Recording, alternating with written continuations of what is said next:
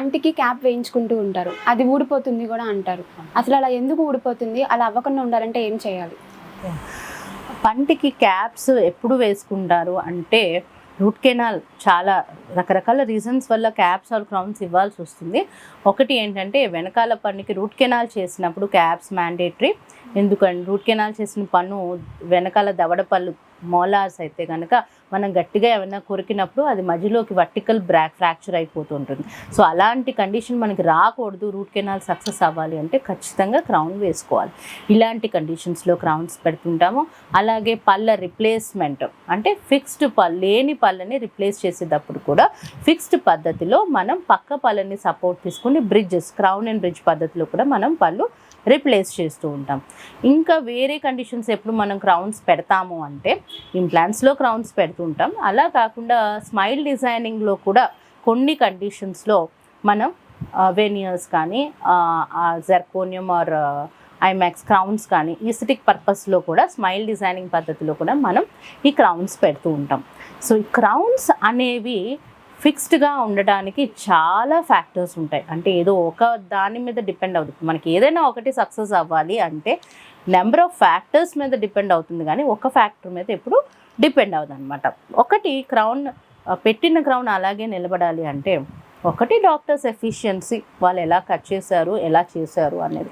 ఇంకొకటి అందులో పెట్టిన సిమెంట్ ఎఫిషియన్సీ మీద డిపెండ్ అవుతుంది.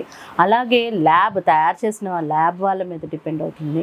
ఇంకొకటి ఏంటి అంటే ఇవన్నీ మీరు అందరూ జనరల్ కామన్ పీపుల్ అనుకునే వీటి మీద డిపెండ్ అవుతుంది అని. బట్ మేజర్గా డిపెండ్ అయ్యేది ఏంటి అంటే మనం ఏ పంటి మీద క్యాప్ పెడుతున్నాము, దానికి ఎంత టూత్ స్ట్రక్చర్ ఉంది, ఆ టూత్ స్ట్రక్చర్ బేస్డ్గానే మనం క్రౌన్ పెడతాం, కానీ మనం ఆర్టిఫిషియల్గా ఏమి క్రియేట్ చేయలేం కదా. సో ఆ టూత్ స్ట్రక్చర్ ఎలా ఉంది, దాని కర్వేచర్స్ ఎలా ఉన్నాయి అనే దాని మీద ఎక్కువగా డిపెండ్ అవుతుంది. సపోర్ట్ తీసుకున్న పళ్ళకి ఎంత స్ట్రెంగ్త్ ఉంది, వాటికి ఎంతవరకు క్రౌన్ స్ట్రక్చర్ ఉంది అనే దాని మీద డిపెండ్ అవుతుంటుంది. ఇదొకటి పంటి వరకు వస్తే.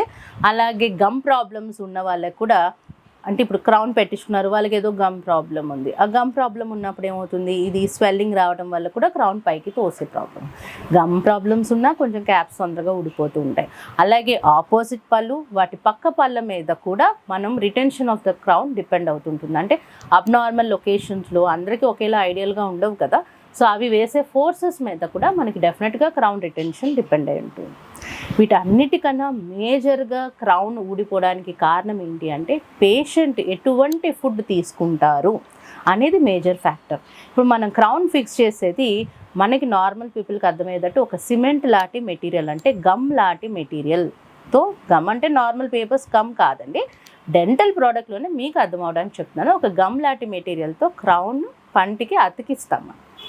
సో ఇప్పుడు మీరు ఆపోజిట్గా బాగా జిగురు పదార్థం తిన్నారు, లైక్ చూయింగ్ గమ్స్ ఆర్ బెల్లం పాకంతో చేసిన చిక్కీలు, ఏదైనా బాగా స్టిక్కీ ఫుడ్ తిన్నారు. సో ఈ గమ్ ఇంటర్ఫేస్ మీరు తినగా ఇంటర్ఫేస్ వీక్ అయిపోతుంది. ఇప్పుడు మనం ఫెవికాల్తో ఏదైనా అంటించి కూడా బాగా లాగామనుకోండి వీక్ అయిపోతుంది. సో అలాగే మనము గమ్తో అంటించినప్పుడు ఆపోజిట్ ఫోర్స్ మీరు బాగా జిగురు పదార్థాలు తిన్నప్పుడు ఏమవుతుందంటే ఈ గమ్ ఇంటర్ఫేస్ వీక్ అవుతుంది. ఒక స్టేజ్లో ఆ క్యాప్ ఊడిపోతుంది అనమాట. మనం ఎంత కాస్ట్లీ క్యాప్ పెట్టించుకున్నాం అనే దాని మీద ఇది డిపెండ్ అవ్వదండి. అంటే మీరు మెటల్ పెట్టించుకున్నారా, జెర్కోనియం పెట్టించుకున్నారా, హై ఎండ్ క్యాప్ పెట్టించుకున్నారా అనే దాని మీద క్యాప్ డిపెండ్ అవ్వదు. అంటే క్యాప్ నిలబడడం డిపెండ్ అవ్వదు, ఆ పంటి మీద డిపెండ్ అవుతుంది. మీరు ఎలాంటి ఫుడ్ తీసుకుంటున్నారు అనే దాని మీద డిపెండ్ అవుతుంది. డెఫినెట్గా స్టిక్కీ ఫుడ్ అయితే మనం ఖచ్చితంగా అవాయిడ్ చేయాలి. సో ఒకవేళ క్యాప్ ఊడిపోయింది, ఏదైనా ఫ్యాక్టర్, ఇప్పుడు మనం చెప్పుకున్న అన్ని ఫ్యాక్టర్స్ ద్వారా క్యాప్ ఏదో ఒకటి ఫెయిల్ అయింది, క్యాప్ ఊడిపోయింది. సో క్యాప్ ఊడిపోతే చాలామంది పేషెంట్స్ ఏం చేస్తారంటే ఇది ఫెయిల్ అయింది అని 2 మాటలు డాక్టర్ని అనుకొని క్యాప్ పడేస్తారు. So that is a wrong protocol. So మన క్యాప్ ఎప్పుడైనా ఊడిపోతే మీరు ఇమీడియట్గా వితిన్ 4 days to 1 week లోపల ఆ క్యాప్ తీసుకెళ్ళి, మన ఏ ఊర్లో ఉన్న మారుమూల గ్రామంలో కూడా డెంటల్ డాక్టర్ ఉంటారు, ఆ క్యాప్ తీసుకెళ్తే 2 నిమిషాల్లో ఫిక్స్ చేసిస్తారు. సో మనం క్యాప్ పడేసామనుకోండి మళ్ళీ మనం అమౌంట్ పెట్టి క్యాప్ చేయించుకోవాలి. సో ఎప్పుడు కూడా క్యాప్లు పడేయడాలు చేయకూడదు. వితిన్ 2 minutesలో మళ్ళీ మీ క్యాప్ మీకు రిప్లేస్ చేసిస్తారు. But 4 days to 1 week maximum అంత లోపల మనం వెళ్ళి ఫిక్స్ చేయించుకోవాలి. అంతకన్నా డిలే అయిందనుకోండి పళ్ళు కదిలిపోతే మళ్ళీ ఆ క్యాప్ పట్టదనమాట. ఈ ప్రికాషన్స్ తీసుకుంటూ మీరు స్టిక్కీ ఫుడ్ వీలైనంత వరకు అవాయిడ్ చేయడం, అంటే మరీ చూయింగ్ గమ్స్ అలాంటివి కాదు, అవి అవాయిడ్ చేయాలి.